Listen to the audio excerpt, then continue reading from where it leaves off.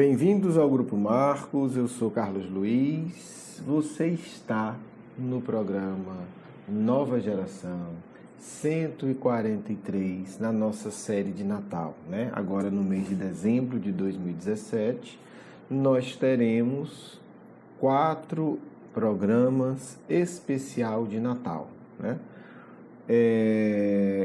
A gente já publicou um, teremos este e mais 2. O tema central de todos esses programas é a gente compreender o Cristo como um indivíduo que vem realizar uma integração, uma união, né? A palavra a gente está usando nesse sentido, de unir, de juntar. No primeiro programa, a gente falou de como, simbolicamente, de uma maneira objetiva, o Cristo propôs essa integração em vários aspectos, né? Ele ensinou e ele trouxe. Agora a gente vai dividir mais 3 programas, falando aspectos diferentes da vida do Cristo, mas com esse olhar, com esse conceito da integração. Hoje a gente vai falar no que eu acredito que seja o central, o mais importante. A mais importante união que o Cristo veio ensinar ao mundo. A mais importante integração que até hoje todos nós necessitamos. E o Cristo, como um grande artista, né, é inegável, o Cristo era um grande contador de histórias, o Cristo era um grande literato, né? Não há dúvida entre os estudiosos do Novo Testamento hoje, né? A gente precisou de uns 1900, 2000 anos para entender isso, mas hoje isso é entendido claramente pelos estudiosos. O Cristo é um grande mestre da literatura, né? Um grande criador de histórias e um grande contador de histórias. Não vou entrar nesse aspecto aqui, porque senão a gente vai falar de outras coisas, como é que o Cristo contava as histórias dele. Mas acho que vai dar tempo no futuro a gente conversar um pouco sobre isso, é interessantíssimo. Tanto no aspecto literário, quanto no aspecto espiritual, os recursos, né? Porque o Cristo, ele unia o uso da mediunidade de quem ouvia com as técnicas literárias mais avançadas, integrado numa criatividade superior. Então, não estamos falando de pouca coisa, tá certo? Mas vamos lá. Então, eu vou colocar aqui, o que a gente vai colocar é como, através de uma criação literária, de uma história, o Cristo vai trabalhar a ideia, né, vai nos ensinar a nossa integração com Deus. Não vai dar para explorar tudo dessa história, certo? É uma história muito marcante, muito forte, muito profunda. É uma história aparentemente simples, mas que toca em dezenas de setores centrais da vida, da evolução do espírito, da relação do espírito com Deus e da cultura judaica. Então, assim, não vamos ter a pretensão de esgotar isso aqui, né? Não é a nossa proposta. Nossa proposta é uma visão geral, destacar alguns aspectos.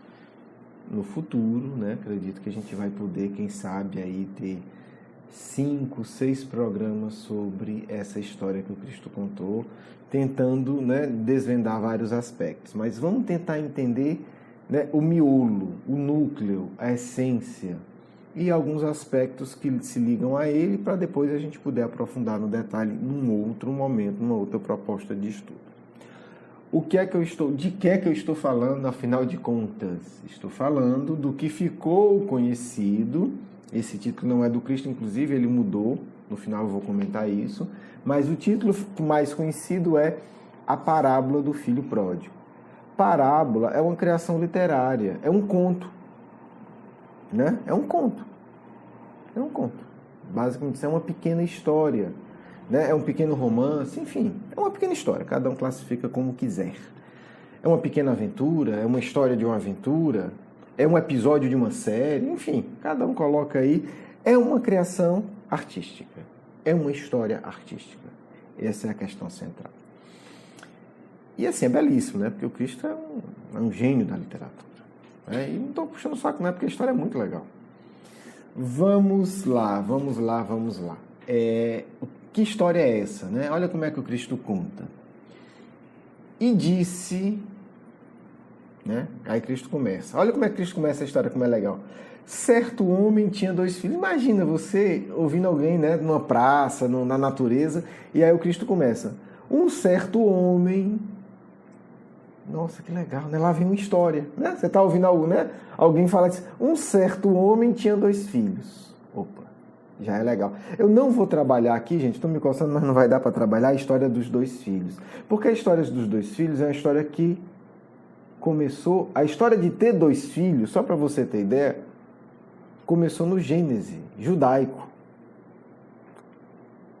Então, quando você ouve, quando um judeu... Né? Quando o judeu que está ouvindo essa história, na época do Cristo, ouviu assim, certo homem tinha 2 filhos, ele já sabe, vai dar problema. Vai ter... É a mesma coisa que a gente, para quem é um pouco mais velho, enfim, acho que todo mundo conhece, está na nossa cultura ainda, e assistiu o filme Tubarão, ou não assistiu o filme Tubarão, mas quando ouve uma música assim, tan, tan, tan, tan, tan, tan, tan, tan, vai dar problema, né? Porque o filme Tubarão é um filme, né? Foi um filme clássico, se tornou clássico. E, enfim, a história de um tubarão que vai matando os turistas desavisados, né? Então, antes do tubarão atacar, você tem as cenas e tem a música. Tan, tan, tan, tan, tan, tan. Então, você ouvia a pessoa tomando banho e ouvir a música, não vai ser legal. Ou qualquer filme de suspense, de terror, hoje, quando você escuta a música, você diz... Não vem coisa boa por aí. Então, quem está ouvindo, quando ouve um contador de história, um grande contador de história falar certo homem tinha 2 filhos, já está anunciado a tragédia. Vem problema por aí. Por que é que eu estou dizendo isso? Eu não vou entrar aqui nessa questão agora, porque não cabe, mas assim, um dos casos, o primeiro caso de 2 filhos, Caim e Abel, lá no Gênesis, muito tempo atrás. Quando fala, teve 2 filhos, Caim e Abel, o que aconteceu? Caim matou Abel. E teve vários outros irmãos, né? Você teve Jacó e Ismael. Então, quando na cultura bíblica você fala de 2 filhos, pode escutar uma músicazinha de terror, porque é isso que ele está dizendo. Vai vir uma surpresa e não vai ser agradável. Então, nessa primeira frase, o Cristo já ganhou a plateia. Opa, 2 filhos, o que é que vai acontecer? Vai um matar o outro, vai um brigar com... Vai ter alguma coisa. É a música do suspense. Tá certo? Então, em certa medida, o que o Cristo está usando aqui é uma sonoplastia. Ele não tinha esse recurso da música. Então, quando ele diz, um certo homem tinha 2 filhos, o pessoal da cultura, a plateia, já diz, opa, já fica de orelha em pé. O pelo já arrepia nos mais sensíveis. Vai acontecer alguma coisa. E aí começa a história. O mais novo disse ao pai, se diz, ai meu Deus, lá vem. O que é que esse sujeito vai dizer para o pai dele? Pai, dá-me a porção que me cabe da propriedade. Gente, uma frase dessa, dita no povo judeu, você não tem noção do que esse sujeito fez. Você não faz a menor ideia, meu amigo. Não faz a menor ideia do que esse sujeito pediu. Porque você, ou eu, distraidamente, a gente pode dizer, tá, o pai é rico, tem dinheiro, ele quer a parte dele. Não é isso que se trata. Não. Esse é o menor problema da história. Não é disso que se trata. Se você é novo, se você é um jovem que está escutando essa história, você no mínimo vai pensar assim, rapaz, esse cara é doido, se ferrou. Se você é um ancião, você fica com raiva e diz, ele vai ter que matar esse filho. Essa é a reação do judeu médio da época de Jesus. Por que esse radicalismo? Não é radicalismo, não. Eles sentem isso e têm razão de sentir. Gente, só para entender o pano de fundo, existia um único problema entre o povo judeu e Roma. O resto não era problema. Religião não era problema. Opinião não era problema, costume... Só tinha um grande problema, que era a relação do que os judeus tinham com a terra. e a relação que os romanos tinham com a terra. Esse era o único real problema entre o império e esse povo e o povo dominado. Por quê? Porque para os romanos a terra era simplesmente um bem. É como é hoje para a maioria de nós, é um bem. Eu tenho um terreno que vale 10 mil, eu tenho um terreno que vale 100 mil. Eu tenho as ações da empresa tal que vale 100 mil. Na nossa cabeça é uma coisa pela outra. Para o romano era assim. Para o judeu, não é até hoje. Não, por quê? Aí vamos entender. Nós estamos falando de um povo que foi ao longo de 2.000 anos ou mais massacrado. Por quê? Porque não tinha terra. Eles não tinham pátria. Eles foram escravos no Egito porque não tinham pátria. Moisés, um dos maiores patriarcas desse povo, passou 40 anos tendo uma vida miserável no deserto porque eles não tinham terra. Qual é a grande promessa de Deus para esse povo? A terra da promissão.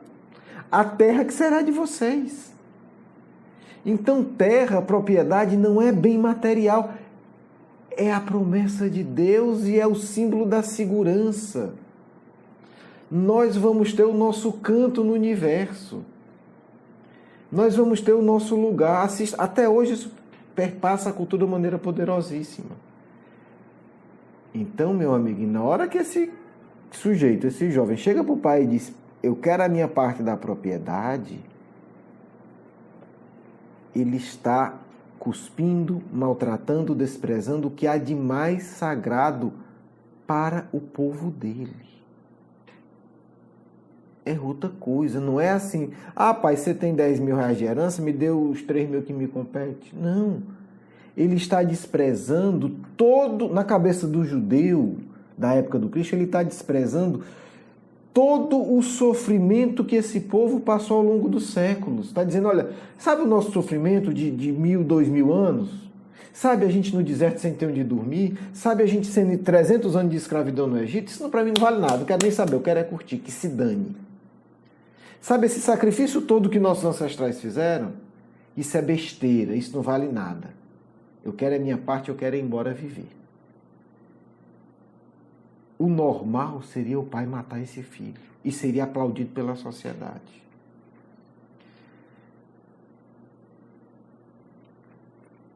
Jesus sabe ou não sabe contar a história?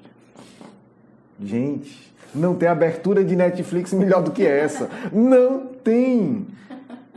Eu estou falando de 2 linhas. Olha o que é que Jesus fez em 2 linhas de história, em 2 dedos de prosa. Nos 30 primeiros segundos. Você assiste ou não assiste uma série dessa? Bom, né, gente? Assim, o sujeito é bom. Ele sabe falar. Ele sabe falar. Por isso que eu disse, gente, já pedi desculpa no começo, porque é complicado, né? Assim, eu não sei o que eu vou fazer aqui. Eu não sei. Vamos lá, vamos tentar. Vamos desboiando aqui o que acontece. Então, terra não é simplesmente uma quantidade de dinheiro, é a vida. E não é só a vida do povo. É a consideração pelo sofrimento de séculos e séculos de incontáveis gerações. É disso que se trata, né? O judeu olha para a propriedade dele e diz assim: eu tenho isso aqui por causa de séculos de sofrimento, né? E essas tradições, gente, são tradições cultivadas todo o dia. Todo o dia tem um ato simbólico de cultivo dessas tradições. Todas as festas judaicas, elas estão relembrando essas tradições. O sábado, o sabá, é para se reunir e reviver essas tradições. Então não é uma história esquecida. É um povo que vive em função e em honra de suas tradições. Então não me diga que esse jovem não sabe disso. Porque sábado ele não faz nada para relembrar isso. O Pentecoste, todas as festas judaicas, o que é a Páscoa? Páscoa judaica é o quê? É o relembrar da saída da escravidão do Egito e o peregrinar 40 anos no deserto. Então nós não estamos falando de algo esquecido, de um conservadorismo, não. Isso é falado toda semana, tem um dia só para isso. Além da festa das tendas. Então, assim, não vem me dizer que você não sabe do que está falando. Então, quando esse filho chega a isso, o jovem diz ferrou e o idoso diz vai ter que matar esse desgraçado. E eu agora não sei o que fazer, porque a gente só começou a história e eu achava que de alguma maneira dá para sintetizar. Não deu. Vamos trabalhar aqui em partes. Vamos lá, eu vou continuar um pouquinho aqui com vocês. E então, o que é que o pai faz? Porque aí tem um suspense, né? Se fosse seriado, o primeiro episódio acabava aí, né? E o povo falando, o que é que vai acontecer? Vai ter que matar. Vai matar o filho? Vai ter que matar. Como é que um sujeito destrói, desonra o pai e desonra todo o povo? Não tem nada equivalente hoje. Hoje seria o que é equivalente de você abandonar o campo de batalha no meio da guerra e deixar seus amigos morrer. Assim, é mais ou menos isso. Em todos os países, acho que até no Brasil, isso dá pena de morte. Tem pena de morte no Brasil para alguns casos. Tem sim, na lei. Estou dizendo se é certo ou errado, dizendo que tem. Então, mesmo que você está no campo de batalha e você resolve fugir para poupar sua vida e todos os seus companheiros ali do batalhão são mortos porque você não defendeu aquela posição. É a única coisa equivalente que eu consigo. Assim, você está pondo em risco tudo pelo seu egoísmo. O que é que o pai faz? Reparte os bens. E aí, meu irmãozinho, já está todo mundo da plateia chocado. Que pai é esse? Que pai é esse que não matou o filho? Que não entregou o filho para ser morto e julgado e morto pela comunidade? Que tipo de pai é esse? Então a gente encerra esse primeiro programa aqui, porque a gente tem um tempo a cumprir, tá certo? Dizendo o seguinte, esse filho, ele atacou o principal valor cultural judeu, no aspecto de propriedade da terra. Ele desonrou o pai e, de uma forma incompreensível, esse pai atendeu o pedido do filho. Vai ter que dar outro programa, né? Porque, enfim, não tem como não fazer isso. A gente vai trabalhar no outro programa, a gente vai dar uma continuidade a esse aspecto, né? Lembrando que a gente está trabalhando a ideia da integração com Deus neste programa, tá certo? Eu sei que você talvez não tenha entendido, da mesma forma que quem estava ouvindo Jesus ficou com a pulga atrás da orelha. Que tipo de pai é esse que dessa história? A gente vai trabalhar isso no próximo programa, né? Espero que tenha chamado a atenção. Sendo bem sincero, não foi de propósito. Eu por algum motivo achava que dava, mas não deu. Acho que vale a pena a gente fazer um outro programa trabalhando isso. Até a próxima semana, para você que está ouvindo na data, né? Quem não já vai poder ver outro programa. E vamos para a nossa mensagem final. Um grande abraço, um beijo no coração. Que a paz do Cristo empolgue nossos corações neste período em que a tragédia do mundo se faz visível. Tragédia espiritual. Porque, meus filhos, é nesse período em que na Terra nós vemos os extremos. Uma sociedade louca e alucinada por gula, por ganância de ganhar, por presente, por coisas excessivas. E também vemos aqueles que corajosamente resistem, cultivando o Cristo nos seus corações. Sonho com um dia em que os cristãos não vão mais se dar presentes materiais, mas vão utilizar todos os recursos para homenagear o aniversariante, para homenagear o espírito que é motivo de toda a comemoração, cuidando dos feridos do corpo e dos feridos da alma. Muito estranho que em Natal haja tantos suicídios.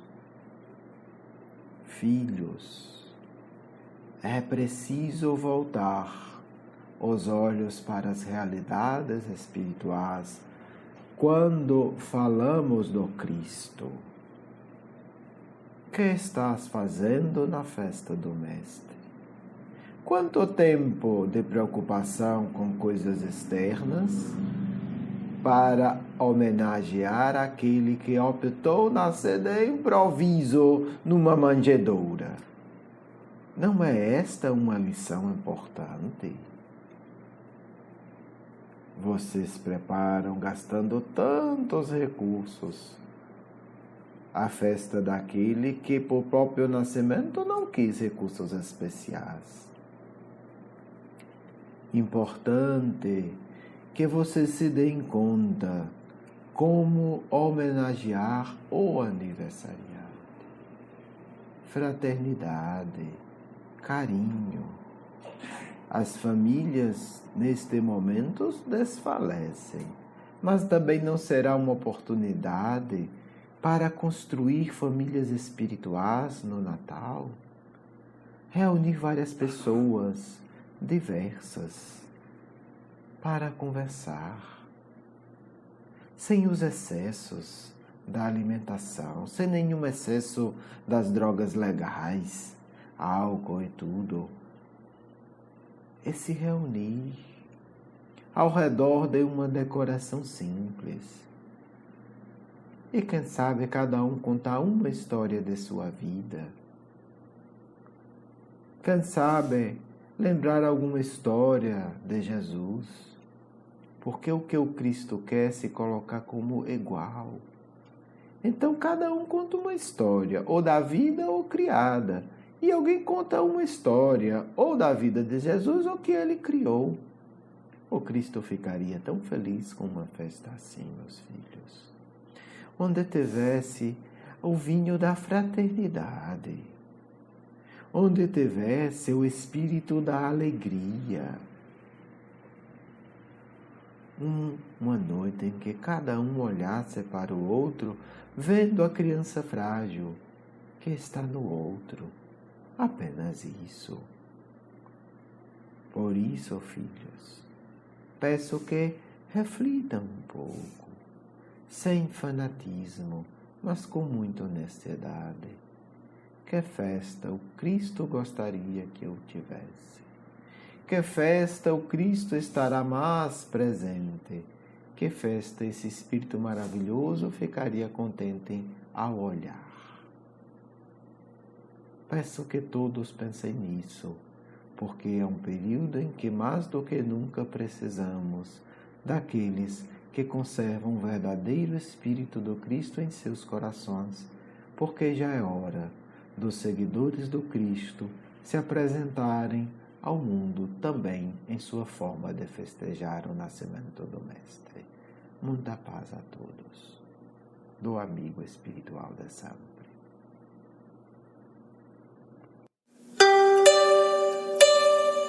Quero agradecer o seu carinho, a sua atenção e para conhecer mais do nosso curso Educação Espírita, um convite à juventude, do nosso programa Nova Geração e os nossos livros, por favor visite o nosso blog grupomarcos.com.br. Você é muito bem-vindo. Um grande abraço.